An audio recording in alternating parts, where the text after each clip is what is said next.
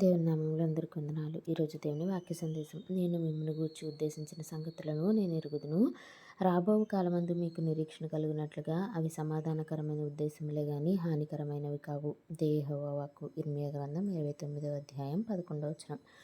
ఒక్కొక్కసారి మన ఆలోచనలు ఎలా ఉంటాయంటే, నా జీవితంలో ఇంత నష్టం జరుగుతుంది, నేను ఇవన్నీ కోల్పోతున్నాను, ఇన్ని బాధలు పడుతున్నాను, దేవుడు అసలు నా గురించి ఆలోచిస్తున్నారా లేదా?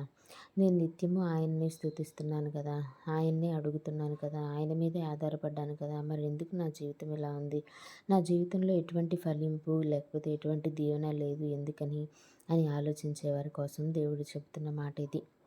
మనం గనక బైబిల్లో చూసినట్లయితే యేసేపు పడిన కష్టాలు మనకి తెలుసు. బానిసగా అమ్మివేయబడ్డం, తర్వాత పోతీఫర్ ఇంట్లో ఉండడం, తర్వాత మరలా కారాగారంలో ఉంచబడడం.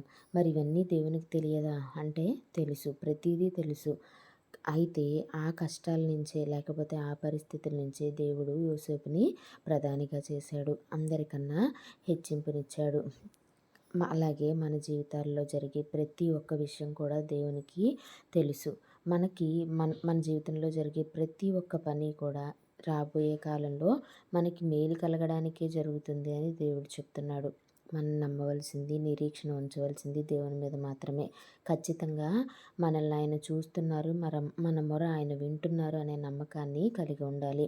ఏది చేసినా దేవుడు మన మంచికే చేస్తాడనే ఉద్దేశం కలిగి ఉండాలి. ఎప్పుడు నిరీక్షణ అనేది కోల్పోకూడదు.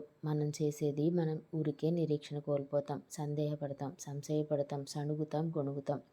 ఎందుకు దేవుడు నాకే ఇలా చేస్తున్నాడు, నేనేం అన్యాయం చేశానని, నేను మంచిగానే ఉన్నా కదా అని మనం ఆలోచిస్తూ ఉంటాం. అయితే దేవుడు నిన్ను ఒక ఉన్నత స్థానంలో ఉంచాలి, లేకపోతే నీకు ఒక మంచి జీవితాన్ని ఇవ్వాలి అని అనుకున్నప్పుడు నువ్వు శోధనల గుండా, పరీక్షల గుండా వెళ్ళక తప్పదు కదా.